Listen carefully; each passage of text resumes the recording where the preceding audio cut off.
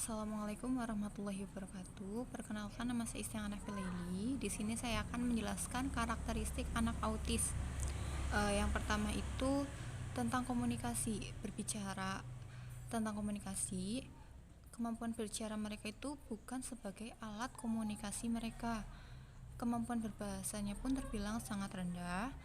Mereka juga sering mengucapkan kata itu berulang kali. Mereka berbicara tidak tahu apa arti yang mereka sedang bicarakan. Lalu ada faktor karakteristik interaksi sosial. Interaksi sosial mereka dengan teman sebayanya itu terbilang tidak ada ya, karena mereka lebih suka menyendiri, tidak suka bermain dengan teman-temannya.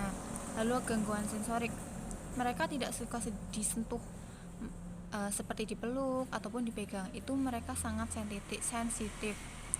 Lalu ketika mendengar suara keras pun mereka otomatis akan langsung menutup telinganya.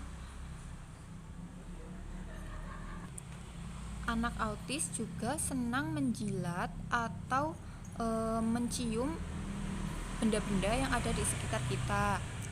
Anak autis juga itu tidak sensitif terhadap rasa sakit yang mereka alami.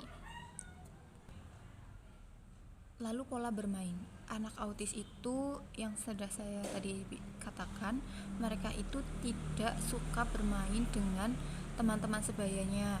Mereka lebih suka menyendiri, bengong dengan tatapan kosong. Mereka juga tidak imajinatif atau tidak kreatif. Lalu perilakunya itu mereka dapat hiperaktif, seperti menggoyangkan tangan ataupun berputar-putar dengan gerakan yang berulang kali. Emosi anak autis itu mereka dapat marah, tertawa ataupun menangis secara tiba-tiba tanpa alasan yang jelas. Mereka juga dapat merusak barang-barang yang ada di sekitar kita saat emosi itu tidak stabil. Lalu faktor lingkungan yang dapat menyebabkan autis, yaitu yang pertama ada toksin logam berat. Ini terdapat dalam makanan laut yang dikonsumsi ibu hamil ataupun anak, yang dapat menyebabkan keterlambatan perkembangan. Keterlambatan perkembangan ini juga dapat berpengaruh pada autism.